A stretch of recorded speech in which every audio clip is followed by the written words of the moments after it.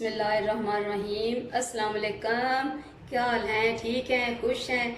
अल्लाह करे आप खुश हों, आबाद हों और रमज़ान मुबारक की रहमतें समेट रहे हों।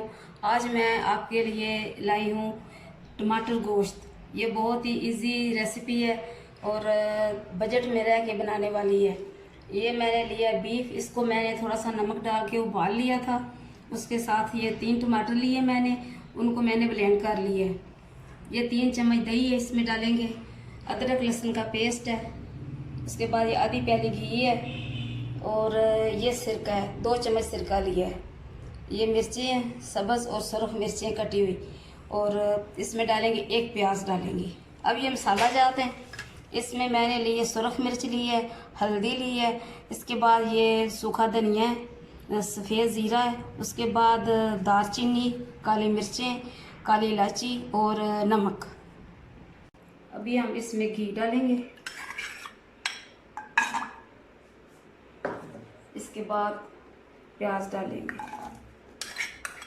प्याज को थोड़ा सा फ्राई करेंगे। अब हम इसमें अदरक और लहसुन का पेस्ट डालेंगे।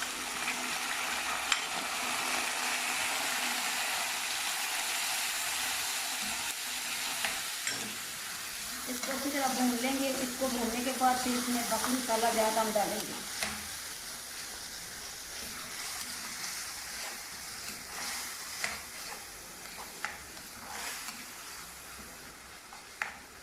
अभी हम इसमें सूखे मसाले डालेंगे, जिसमें सुरख मिर्च, हल्दी, नमक, इसमें काली मिर्चें, इलायची, बड़ी काली इलायची और सूखा धनिया। ये तमाम मसाले मैंने बारीक पीस भी दिए थे, कुछ साबुत मसाले थे। अभी हम इसको थोड़ा सा फ्राई करेंगे और थोड़ी सी मिर्चें भी डाल देते हैं इसमें।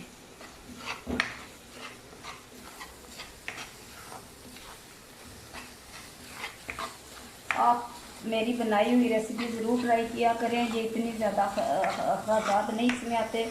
घर में जो चीज़ें होती हैं, टमाटर, मिर्चें, लहसुन, अदरक, सब कुछ घर में सब घरों में मौजूद होता है। तो प्लीज़ आप इसको ट्राई किया कीजिए और फिर मुझे कमेंट्स में बताया भी करें कि रेसिपी कैसी बनी है। अभी ये देखिए मसाला थोड़ा सा थिक हो रहा है, तो इसमें मैं थोड़ी सी यखनी डालूँगी। ये यखनी मैंने जिसमें गोश्त को उबाल लिया था, ये मैं 2 कप तकरीबन पानी मैंने बचा के रख लिया था, जो कि यखनी की सूरत में इसमें डाल रही हूँ। और अभी ये तकरीबन थोड़ा सा टाइम लेगा। जो ये भुन जाएगा तो इसमें मैं टमाटर का पेस्ट डालूँगी और सिरका, और उसके बाद उसमें दही शामिल करने के बाद फिर अच्छी तरह भून लूँगी और उसके बाद उसमें गोश्त डालूँगी। अभी हम इसमें टमाटो पेस्ट डालेंगे।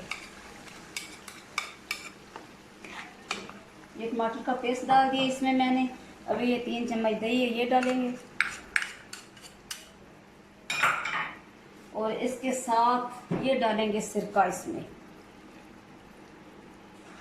अभी मैं इसको भून लूँ अच्छी तरह। इसके आखिर में गोश्त डालेंगे। गोश्त को चूँकि मैंने बॉयल किया हुआ है तो इसलिए उसको बाद में डालूँगी। वैसे भी गोश्त इसके आखिर में डलता है। गोश्त को उबाल ज़रूर लें। अगर मुर्गे का है तो फिर तो नहीं, वो जल्दी गल जाएगा, इसमें मिक्स हो जाएगा। अगर बीफ है या मटन है तो आप उसको ज़रूर उबाल लें, इसलिए कि मसाला तैयार है तो गोश्त को ज़रा गलने में देर लगती है। अभी हम इसमें गोश्त डालेंगे और तकरीबन इसको 5 मिनट तक मैं इसमें फ्राई करूँगी।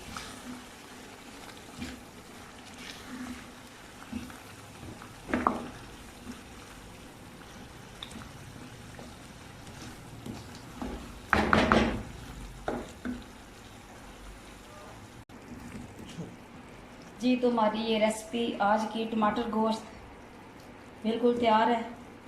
अभी मैं इसे डिश आउट करूँगी। आप ज़रूर बनाइएगा।